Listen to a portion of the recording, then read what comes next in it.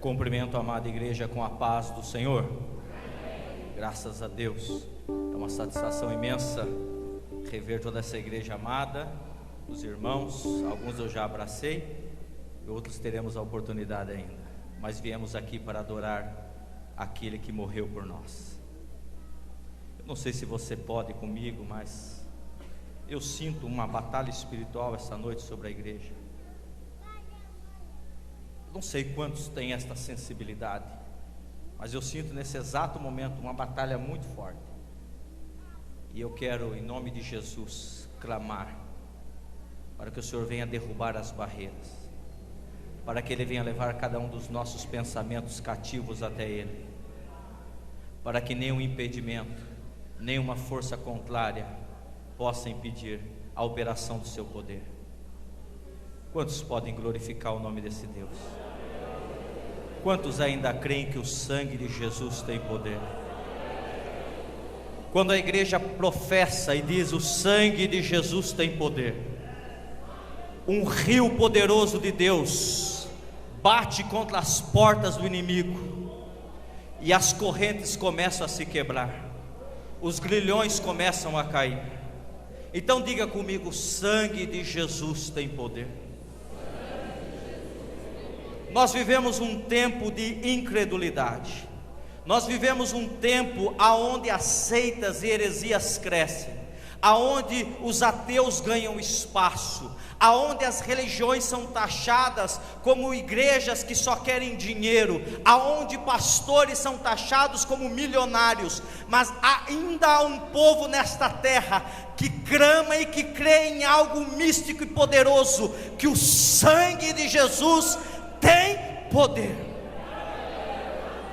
Se este povo está aqui presente esta noite, eu não aceito, eu não me conformo com uma igreja calada, mas eu quero ouvir você dizer comigo esta noite, com todo o ímpeto da tua alma: o sangue de Jesus tem poder. Diga comigo: o sangue de Jesus tem poder. Aleluias. Sharaba canturama suribicanda lama sharabanabana deke dunianto lama sharamana. O homem antes do pecado, o homem ele não precisava ir até o culto. O próprio Deus, diz a palavra do Senhor no livro de Gênesis, na viração do dia ele vinha até o homem receber o culto. Mas após o pecado, somos nós que temos que ofertar o culto a Ele. E neste exato momento, pode me crer, não precisamos ir longe. Só nesta cidade existem dezenas de portas aonde há pessoas adorando o nome dEle. E eu quero te perguntar: o que eu e você vamos fazer para chamar a atenção de Deus esta noite? O que eu e você vamos fazer para fazer com que o meu e o teu culto chegue até Ele? Então, meu irmão, abra o teu coração e permita que Deus fale contigo, porque senão você vai sair daqui como entrou. Mas eu não creio assim. Hoje é noite de vitória, é bênção na tua vida. Então, se você crê, glorifica o Deus da bênção. Aleluia.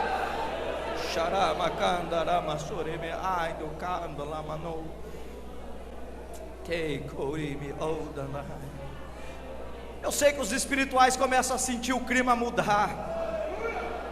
Isso não é emocionalismo humano, irmão. Isso não é palavra persuasiva, não. Isso é poder de Deus, mas depende de mim e de você, porque o Espírito de Deus, Ele está dentro de nós. É necessário que nós deixemos a carne de lado e possamos deixar o Espírito vivificar a nossa vida. Aleluia.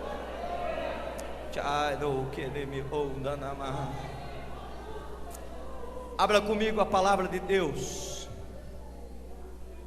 na carta que Paulo escreveu aos Efésios,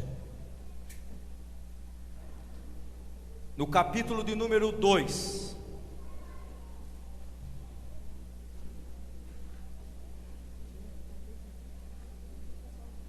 Vamos fazer diferente, vamos começar no capítulo número 1, lá no finalzinho, só para a gente compreender.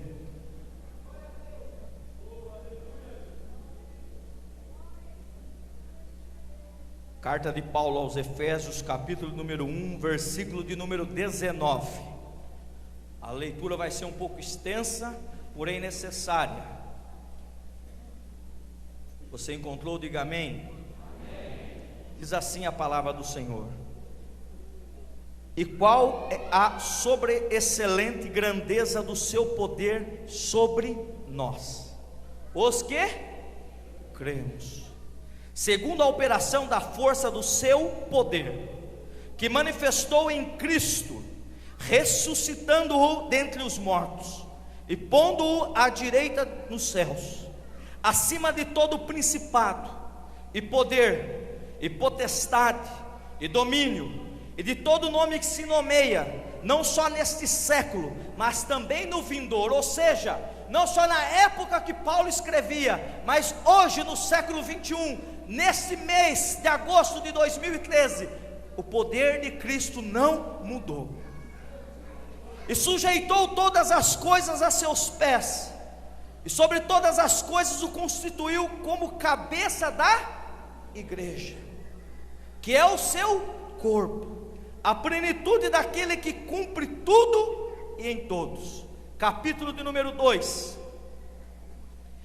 e vos vivificou, estando vós mortos em ofensas e pecados, em que no outro tempo andastes segundo o curso deste mundo, segundo o príncipe das potestades do ar, do espírito que agora opera nos filhos da desobediência, entre os quais todos nós também antes andávamos nos desejos da nossa carne, fazendo a vontade da carne e dos pensamentos, e éramos por natureza filhos da ira, como os outros também.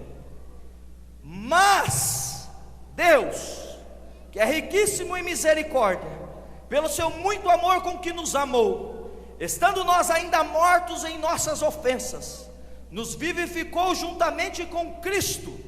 Pela graça sois salvos, e nos ressuscitou juntamente com Ele, e nos fez assentar nos lugares celestiais em Cristo Jesus, para mostrar nos séculos vindouros as abundantes riquezas da sua graça, pela sua benignidade para conosco em Cristo Jesus.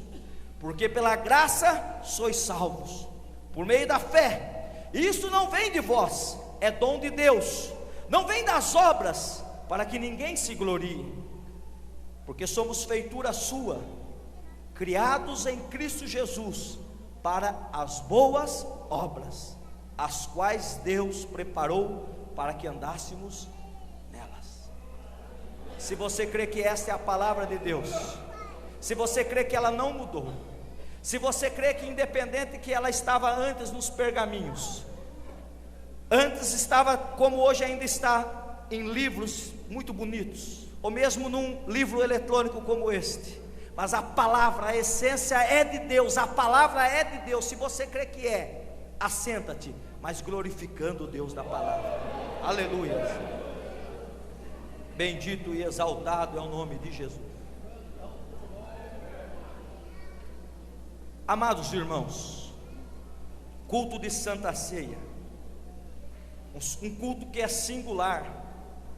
A Bíblia nos faz entender que é um memorial que nós celebramos a cada mês, para que possamos nos lembrar, para que possamos recordar todas as coisas que o Senhor Jesus fez por cada um de nós.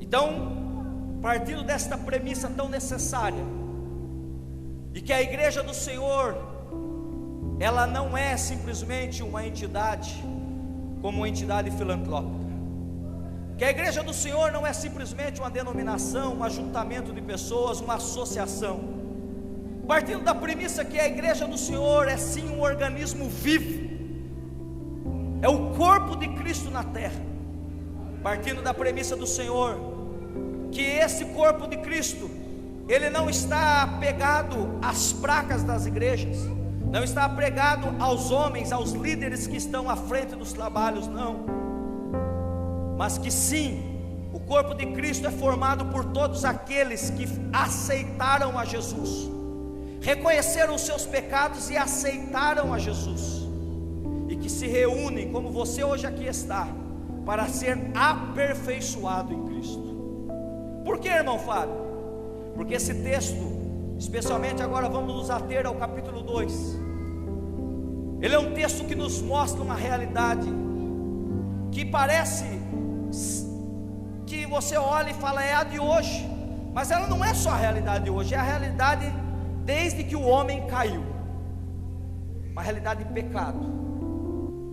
Nós olhamos hoje, ligamos a televisão e vemos tantos assuntos serem tratados, o pecado está ali sendo lançado, nós vemos tantas coisas, tanta iniquidade, filhos matando os pais, pais matando os filhos, crianças sendo abusadas, roubo, morte, o homossexualismo sendo defendido e aplaudido e levado como um meio e uma forma de ser e de viver, e nós às vezes nos escandalizamos e achamos, isso é coisa da modernidade, isso é coisa de agora. Mas eu quero que você preste bastante atenção, meu irmão e minha irmã, jovem, para entender que isso não é de hoje. Desde que Adão pecou no paraíso,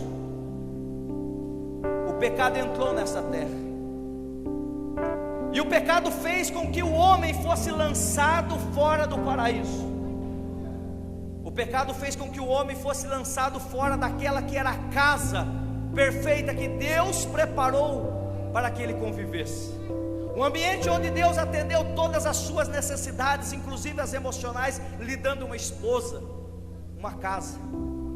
E o diabo, através do pecado e a justiça de Deus, foi com que o homem foi tirado de sua casa. Ei, preste atenção, meu irmão, minha irmã.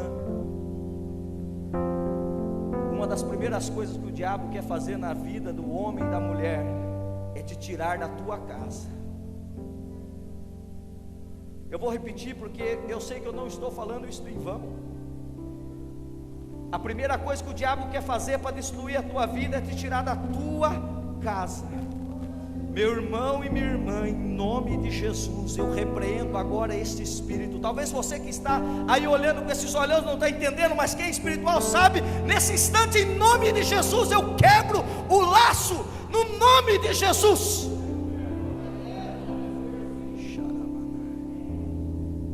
O primeiro sintoma do pecado foi o que? O homem ser arrancado da sua casa. E a Bíblia nos fala que o homem estava morto nas suas ofensas e pecado. Não havia um grau, como não há hoje um grau que nós possamos mensurar. O homem sem Deus está morto. E morto no sentido espiritual, ele pode estar vivo, caminhando, sorridente, gordo, bonito, forte, elegante, mas é morto espiritual. E no pecado o homem não sente nada. Ele vem como um culto como esse, irmão. E o que acontece? Qual que é a característica do morto? O morto não ouve, o morto não sente, o morto não fala, o morto não se mexe. E tem muito crente que se diz crente, mas vem para a igreja e como está no pecado, está escondendo o pecado ali debaixo do tapete. Ele está morto aqui dentro, ele não ouve a palavra, ele não vê os milagres, ele não sente o poder, ele não dá um glória a Deus.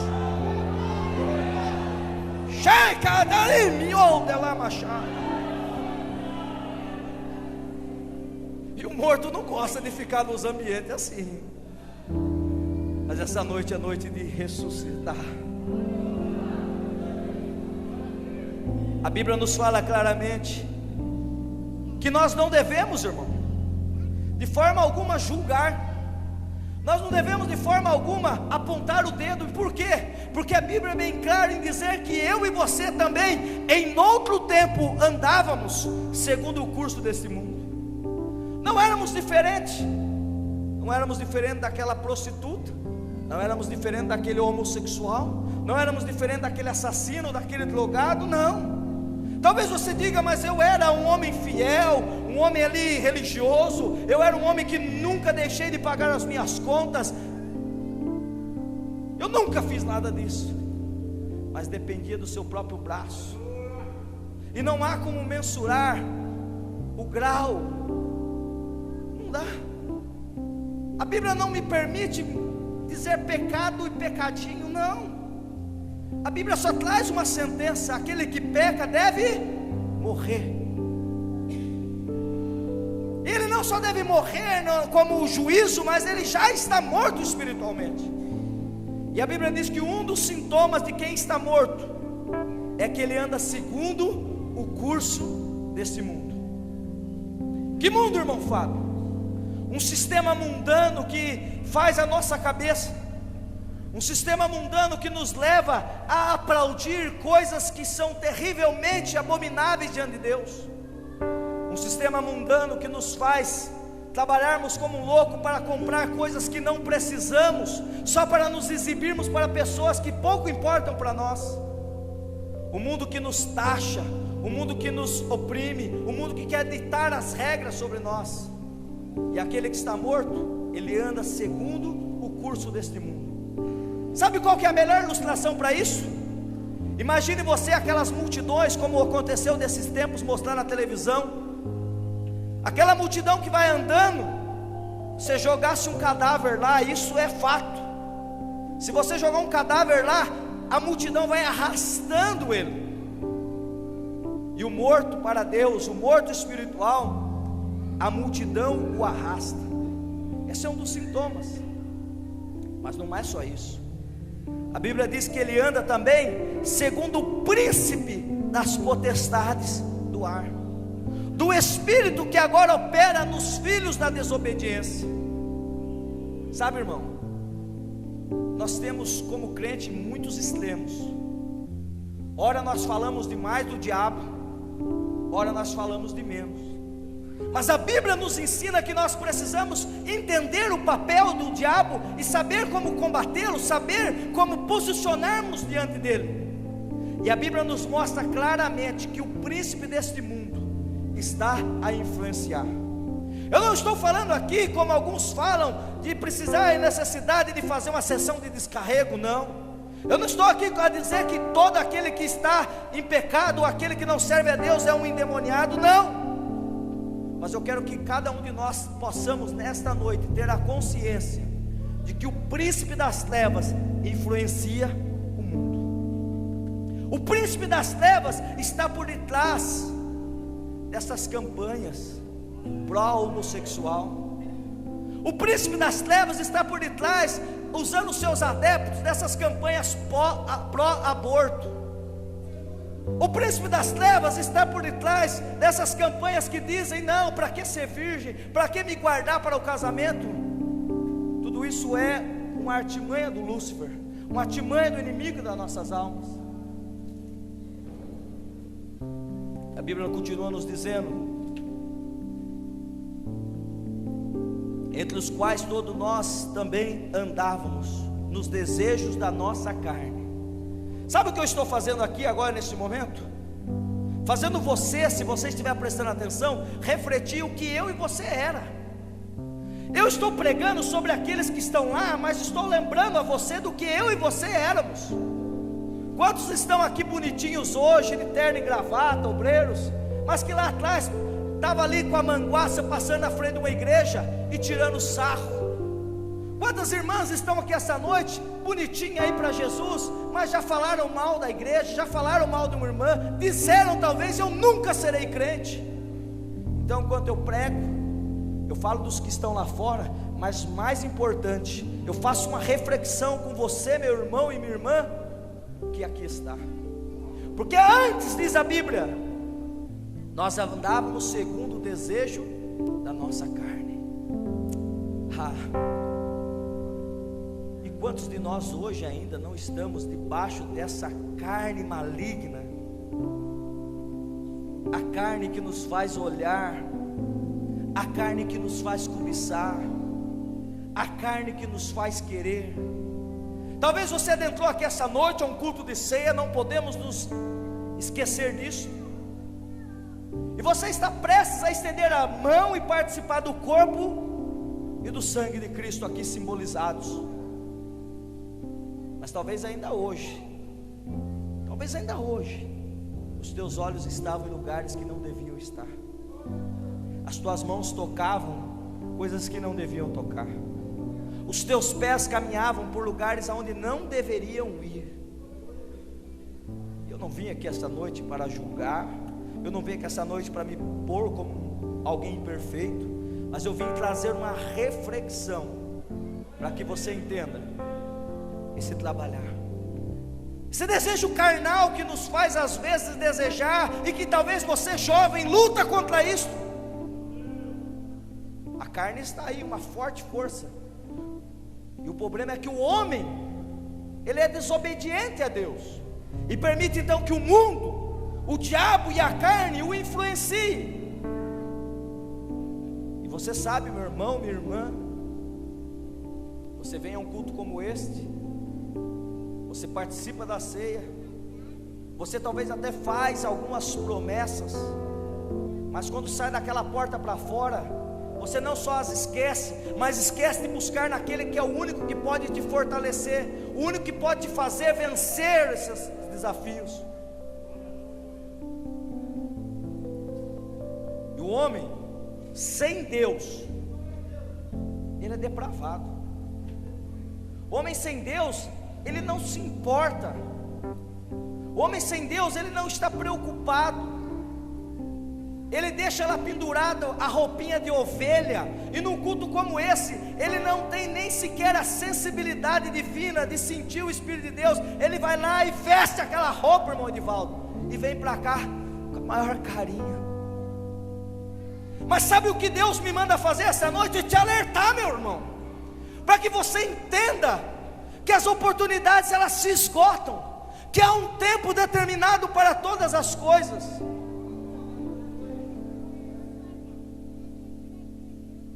E sabe qual que é o pior, irmão? O homem sem Deus está condenado. E não adianta. Você olha nas redes sociais, na internet, aí na televisão, e se você for daquele que acha que as boas obras salvam, talvez você me perdoe se tiver algum católico aqui, e se estiver me vendo pela televisão, me perdoe, mas talvez você está achando assim que esse Papa novo é diferente. Falei, posso ser apedrejado por isso, mas aí ele é diferente, ele é bonzinho. Talvez você seja daqueles que assistiu o filme de Chico Xavier e disse: um homem desse tem que ter ido para o céu. Eu sei que talvez essa noite eu vim aqui para ofender alguns. Você vai sair daqui e vai falar mal de mim, mas eu estou aqui como servo de Deus e como ministro do Evangelho. E tenho que te dizer, meu irmão, Deus, Ele não está preocupado com as tuas boas obras. Deus está preocupado e te ama como você está, e pelo poder de Cristo Ele quer te ressuscitar.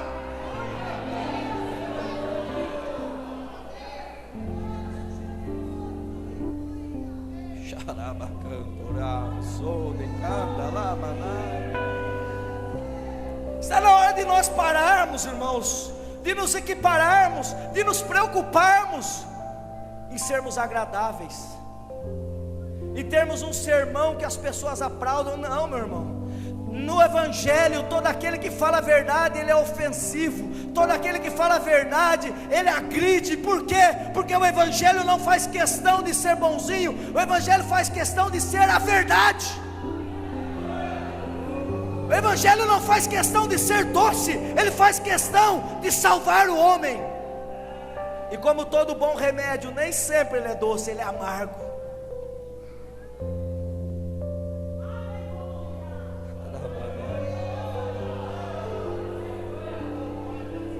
Venha para Jesus, venha para Jesus, venha para Jesus e você vai ficar rico. Venha para Jesus, venha como está, venha para Jesus. E, irmãos, eu tenho visto igrejas onde tem homossexuais louvando a Deus. Irmão, eu tenho nos últimos dias começado a me indignar com isso. Nós precisamos orar, porque a coisa tem que vir o fogo de Deus e começar. Não, eu não quero que aquele irmão vá para o inferno, não. Eu quero que ele seja transformado.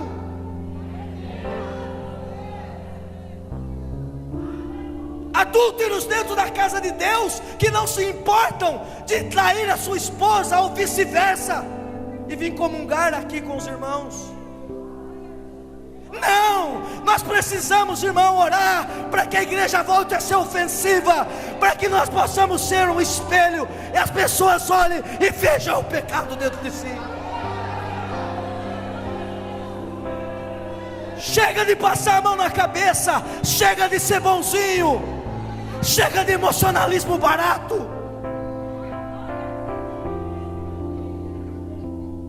Chega, irmãos. O meu Jesus, eu estava refletindo hoje, o meu Jesus, irmãos, se ele não tivesse feito nenhum milagre, ele já era digno de toda adoração. Sabe por quê? Paulo escrevendo aos Filipenses, no capítulo número 2, e verso número 5, ele disse assim algo, eu comecei a falar disso na última ceia que eu estive aqui: de sorte que haja em vós o mesmo Espírito que há em Cristo Jesus. Sabe por que nós não estamos mais ofendendo o pecado? Porque eu e você estamos preocupados com os nossos direitos. Se a primeira cadeira é minha ou é daquele, se o primeiro lugar é meu ou é daquele, se me chamam de presbítero ou se me chamam só de irmão. Irmão, está cheio desses, você chama de irmão, ele fala irmão não, presbítero fulano de tal. Já aconteceu comigo. Sabe, irmãos, quando os discípulos discutiam quem é o maior, quando a mãe de João e Tiago chega ousadamente e diz para Jesus: quando o Senhor for rei, põe o meu filho um de um lado e outro de outro. Lá no dia, na véspera da sua morte, o sentimento não havia mudado dos discípulos. Quem é o maior? Quem é que pode mais? Então o meu Jesus e o teu Jesus pega uma toalha, cinge-te o lombo, pega uma bacia e se ajoelha e limpa os pés, lava os pés dos discípulos. E sabe o que é interessante, irmão? Ele mostra o que é a verdadeira humildade. Ele disse: vós me chamam de Senhor e Mestre, e eu sou, mas nem por isso a minha coluna não pode se dobrar para lavar os teus pés. Sabe, irmãos, eu ainda estou só no comecinho, olhando o que eu e você éramos, olhando o que o mundo lá fora é, e eu e você estamos tão contentes, de alguns até alguns uma vez por mês, não mais que isso, vir aqui e dizer glória a Deus, estou salvo. Mas não, irmãos, o mundo está perdido, o homem está condenado. Quando você olha ali na televisão, ali, e uma das coisas que mais tem me preocupado ultimamente, um homossexual se defendendo e dizendo que aquilo é correto. Você não deve odiá-lo, você não deve zombar dele, você deve orar por ele e saber que ele está perdido. E se o evangelho não o encontrar, ele vai para o inferno, e o sangue dele será cobrado da minha e da tua mão.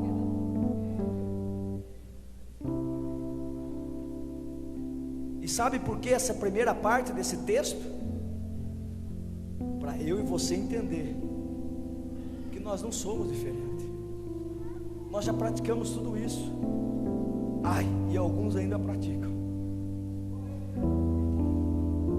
E sabe o que é pior, irmão? Se dependesse das minhas obras, se dependesse das tuas obras, estaríamos perdidos. Paulo olha para esse cenário drástico e ele vê o mundo como um grande cemitério. O Espírito Santo o faz ver cada homem deitado numa tumba e ali uma lápide escrita: jaz no pecado. E Paulo vê esse cenário e começa a se angustiar. Porém no verso de número 4, o Espírito de Deus lhe dá um relance, e há uma palavra aqui que muda toda a situação. Paulo escreve: mas o quadro da tua vida está terrível. Mas, ainda que a tua vida esteja perdida, mas, ainda que o pecado esteja à tua porta, mas Deus é riquíssimo em misericórdia. Eu vou repetir porque só alguns deram glória a Deus. Só isso aqui já é uma grande pregação. Mas Deus é riquíssimo em misericórdia. Sabe o que é misericórdia, irmão Lúcio? Sabe o que é misericórdia, juventude? Se Deus olhasse para mim e para você essa noite, Ele tinha que nos fulminar, porque ainda que tentamos, somos inadequados, mas a misericórdia de Deus nos afasta aquilo que merecíamos, e a graça do Senhor nos dá aquilo que jamais poderíamos alcançar. Então a Bíblia diz: mas Deus, que é riquíssimo em misericórdia, pelo seu muito amor com que nos amou, e João escreve: porque Deus amou o mundo de tal maneira, que deu o seu Filho unigênito.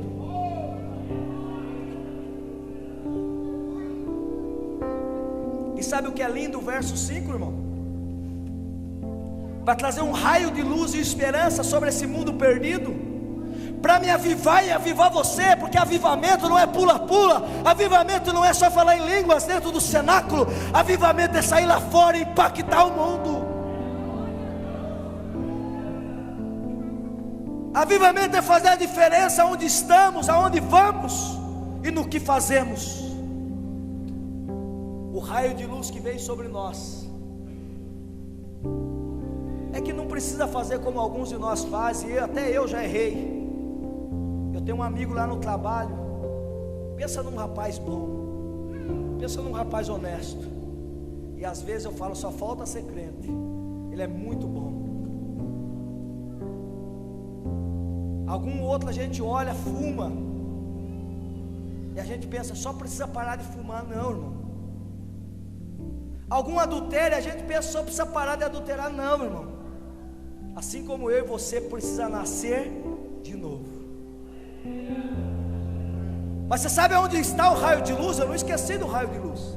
Está no verso 5, que diz assim: estando, vê se está escrito na sua Bíblia assim: estando já preparado, deixou o cigarro, deixou o futebol, excesso, deixou o adultério. Vê se na tua Bíblia está escrito assim, ó, já comprou um terno, começou a ir na igreja. Vê se na sua Bíblia está: estando já largado os seus vícios, largado dos seus pecados. É isso que está na tua Bíblia? Não, a Bíblia diz assim: estando nós ainda mortos em nossas ofensas. Não é um pregador, não é um hino bonito, porque, fala-se a verdade, às vezes você assiste um filme e a gente marmanjão chora, se emociona. Não é o emocionalismo barato que alguns pregadores estão aí colocando, como esse é o bom, esse é o avivalista. Não chama o irmão Fábio não, que ele só prega a Bíblia. Chama aquele que pula e que ele faz e acontece. Tem muito crente que gosta disso, mas não, irmão. É a palavra, e a palavra diz claramente que quem vivifica não é o pula-pula, não é o grito do pregador, mas quem vivifica, e Ele nos vivificou juntamente com Cristo. O poder de nos colocar em pé, o poder de nos salvar, não é algo que vai acontecer agora, já ocorreu lá atrás, quando Ele levantou Jesus dentre os mortos. Nós lemos no capítulo 1, no finalzinho, o mesmo poder que ressuscitou a Jesus de Nazaré, é o poder que opera agora em todo aquele que ouve a palavra de Deus.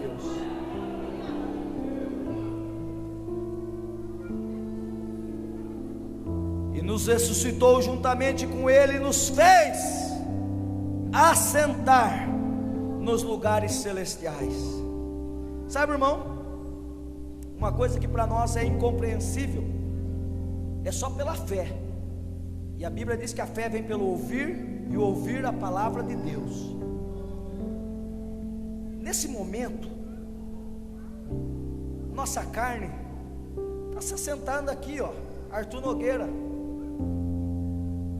Rua Sebastião Rodrigues, está aqui.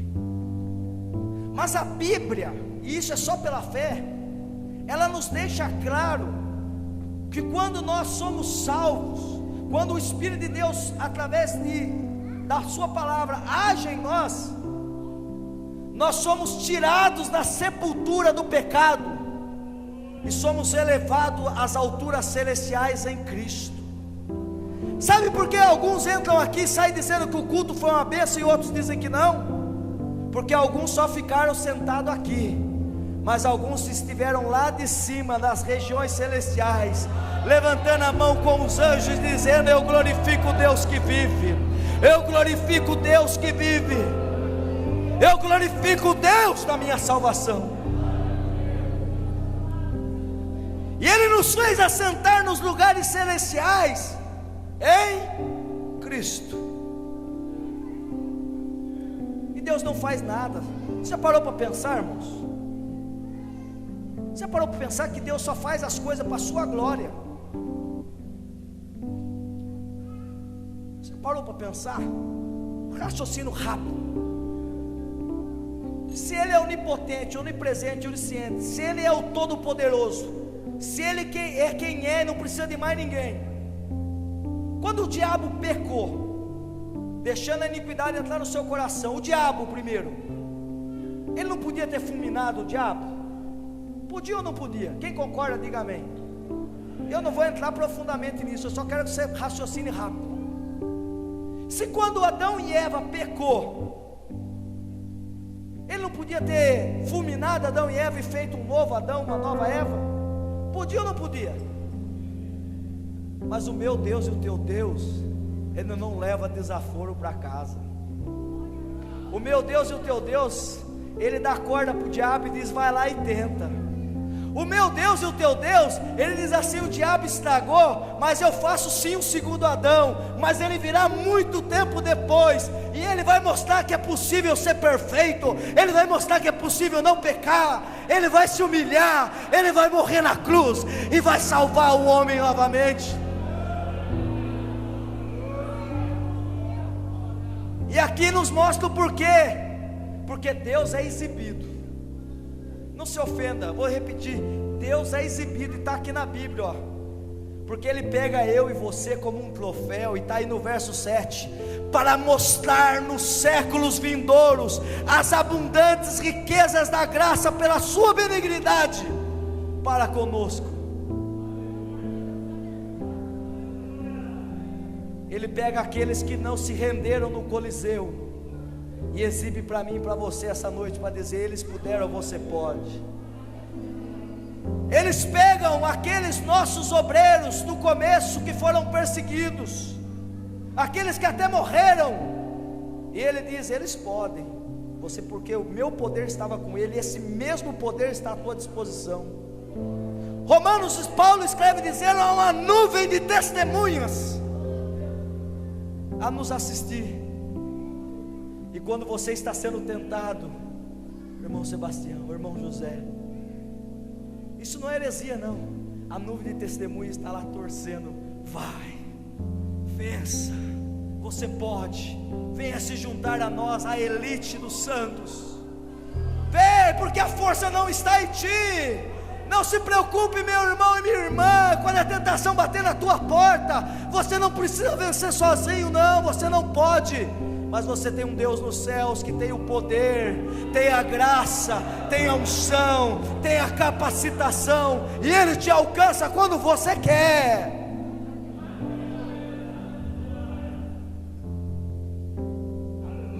Porque pela graça sois salvos.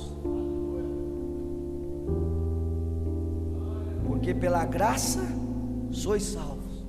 Por meio do quê? da fé. E o que é a fé? Hebreus 11:1. A fé é o firme fundamento. A fé é a certeza das coisas que não se veem.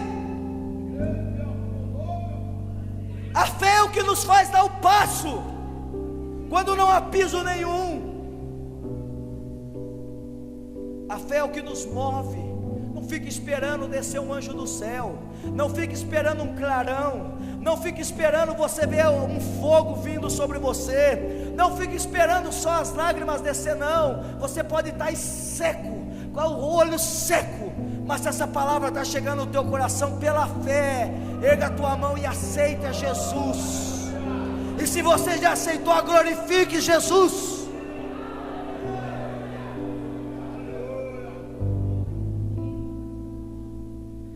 Isso não vem de nós, porque lembra lá dos primeiros versículos? Nosso desejo é carnal. O mundo nos oferece, o diabo nos tenta, e a nossa carne quer.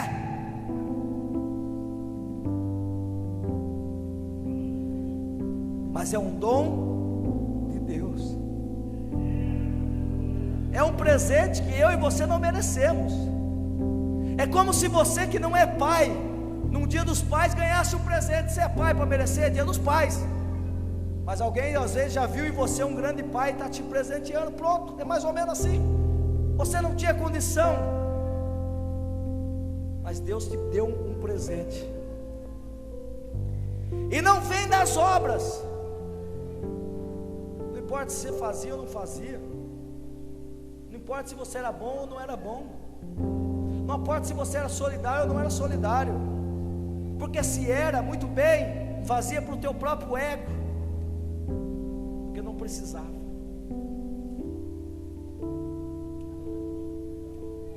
Para que ninguém se glorie. Por que não é das obras?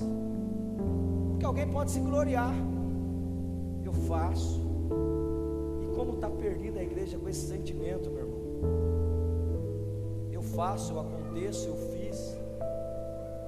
Tem um congresso, por exemplo, daí chega na hora do agradecimento. Alguém vem até correndo para ficar na porta esperando falar o nome dele. E se não fala o nome dele, ai, ai, ai. Ele dá uma oferta, ele quer que fale. O homem é cheio de vanglória, e Deus sabe disso, meu irmão.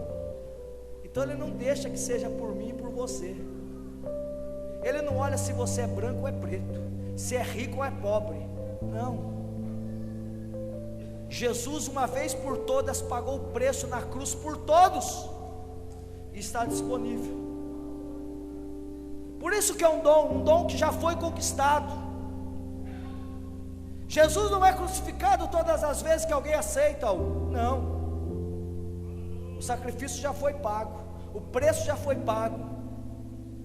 Cabe a mim e a você aceitá-lo. Cabe a mim e a você deixar o orgulho de lado e dizer: eu preciso desse Deus, eu preciso desse Jesus.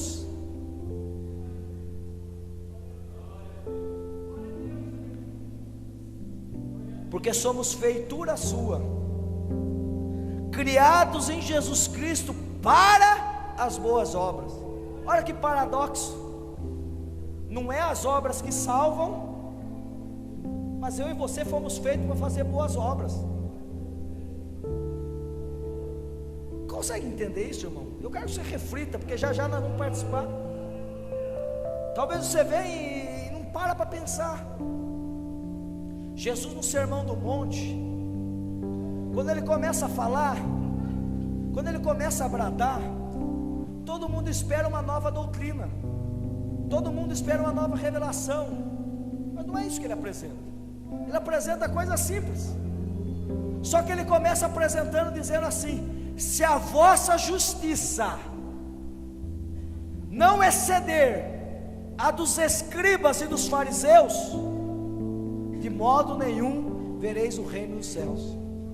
Ou seja, você não precisa fazer obras para ser salvo, não.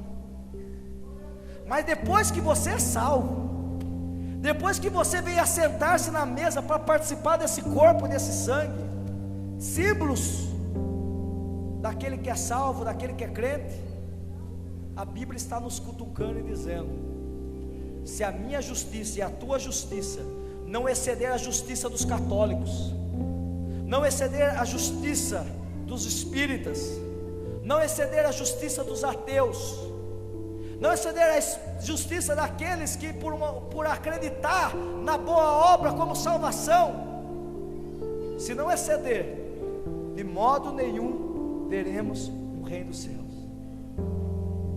É complicado, não é, irmão? Sabe por que é complicado? Sabe por que é complicado?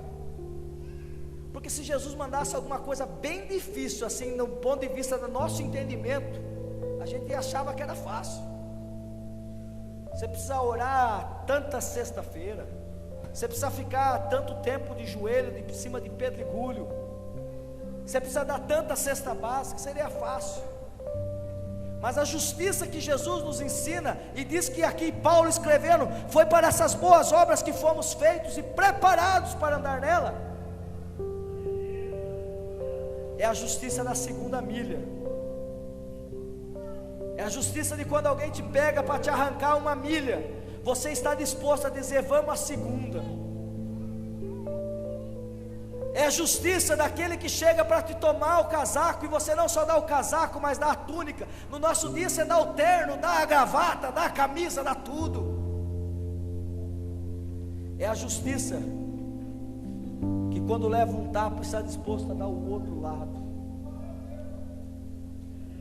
Não é fácil, irmãos. Não é fácil. Eu quero te convidar agora para se colocar de pé comigo. Eu tenho a permissão do pastor já. E agora eu vou sintetizar essa mensagem. Não vai dar tempo de pregar tudo, né? Ficou os versículos lá de trás. Nesse texto especificamente, existem 4 obras. 4 obras que ocorrem no homem. A primeira é a obra do pecado contra o homem. Depois é a obra de Deus pelo homem. Está tudo aí nos versículos. O pregador depois marca lá. A terceira é a obra de Deus no homem. E a quarta é a obra de Deus através do homem.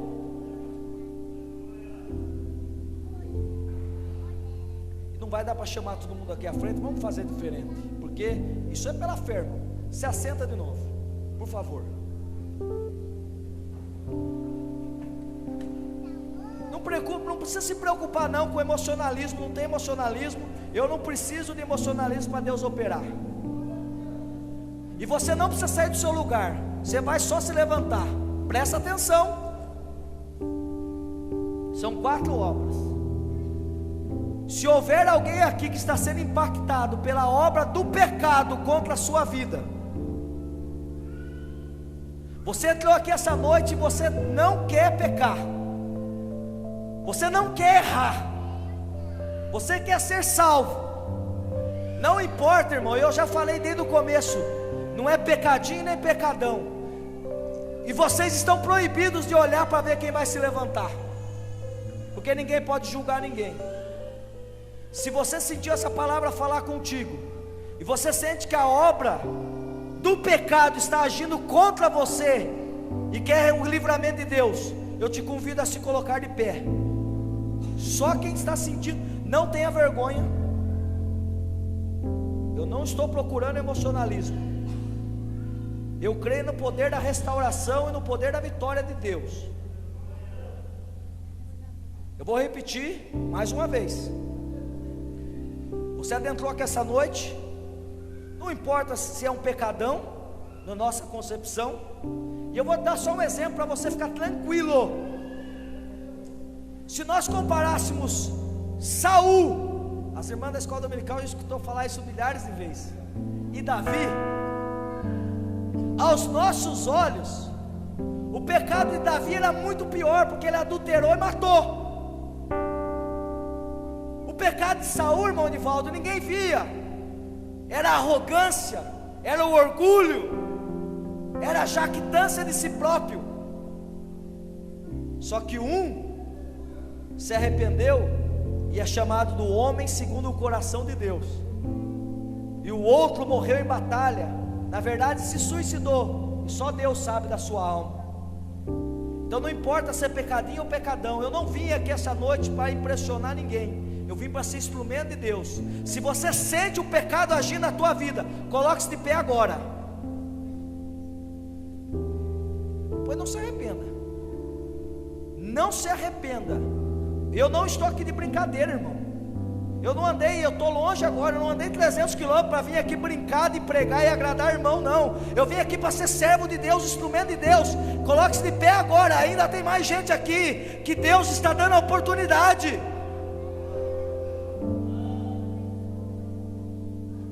Eu vou continuar, e se você sentiu, pode levantar para você não ficar envergonhado. A segunda obra é a obra de Deus por nós.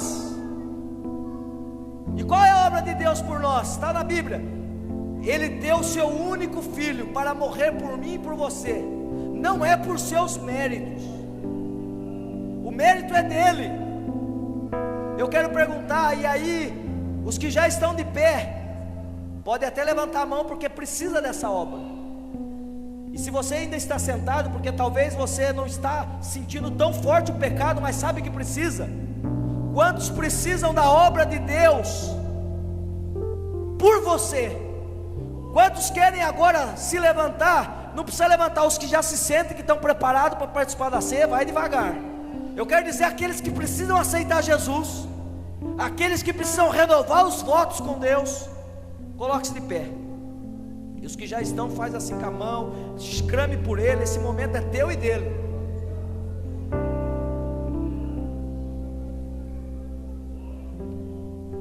A terceira obra, irmão, pode ser que tenha mais gente. Tem alguém que já veio aqui num outro culto, porque não precisa ser ceia, pode ter sido ali na capela numa quarta-feira, já sentiu um renovo, já está batalhando, e está sentindo a obra de Deus em você. Você sabe que ainda você tem os deslizes, mas você sente que o Espírito Santo está do teu lado, e você quer que ele continue agindo ainda mais. Você sente, irmão, você sente. Você quer pecar, mas você já renovou os votos, e aí algo mexe dentro de você. Eu já contei aqui, uma vez eu estava meio desviado, irmão. Eu fui no lugar, eu nunca mais ouvi isso, irmão Edivaldo, mas eu ouvi uma voz que disse: aqui não é teu lugar. Eu sei que tem gente que pode estar nesse estágio, Deus falando contigo até audivelmente, dizendo: aqui, aí não é o teu lugar. Isso é Deus agindo.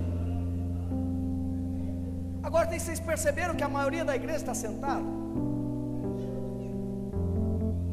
Esses irmãos, eles precisam que a quarta coisa aconteça na vida deles. E qual é, irmão Fábio? Que Deus faça a obra através dele. E eu vou falar olha, está sendo gravado isso aí, não é brincadeira não, então não seja irresponsável. Eu quero convidar aquele que está pronto a dizer: Senhor, usa-me, doa o que doer, custe o que custar. Vai se levantando e levantando a tua mão, mas não seja irresponsável. Você vai participar do corpo e do sangue representados no pão e no vinho. Não brinque com coisa séria. Se você não está preparado, não se levante.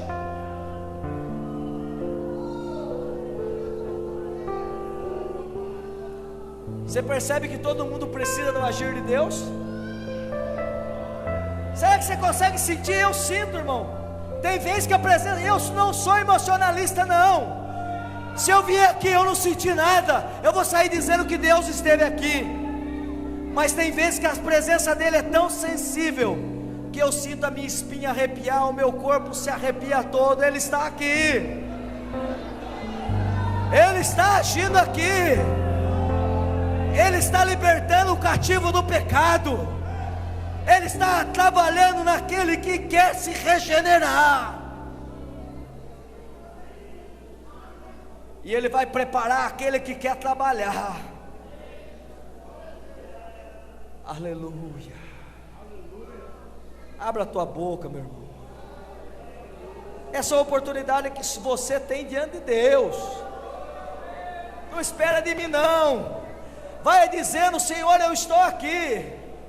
Senhor, eu preciso de Ti. Vamos deixar Deus agir no nosso meio agora. O Espírito de Deus quer transformar vidas. O Espírito de Deus quer agir no meu e no teu coração.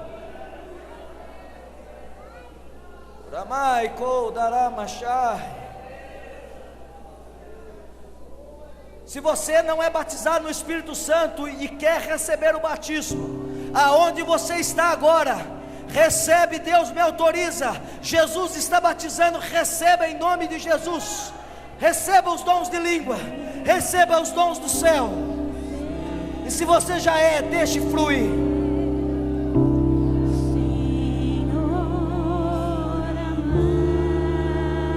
Eu não quero te emocionar, eu quero deixar Deus agir na tua vida.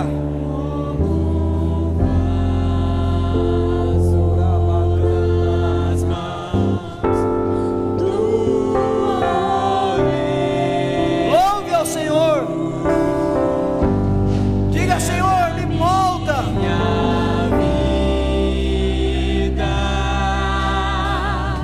Me transforma. Eu sei que o Senhor me tirou da sepultura do pecado. Eu sei que eu não valia nada. Eu sei que eu não merecia. Mas eu estou aqui diante de Ti. Eu quero ser um vaso novo. Oh, aleluia.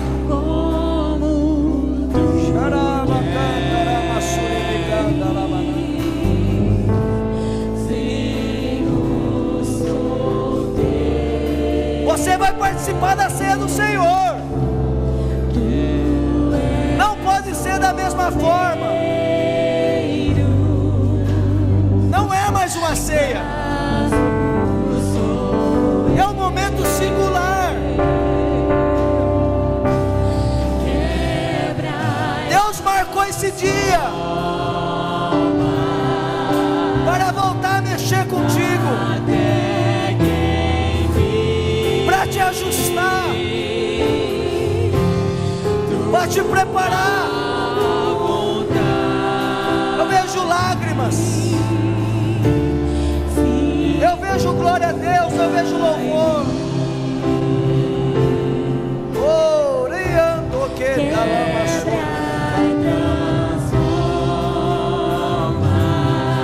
O inimigo não queria. Ele não queria que você viesse hoje. O inimigo não queria que você estivesse aqui.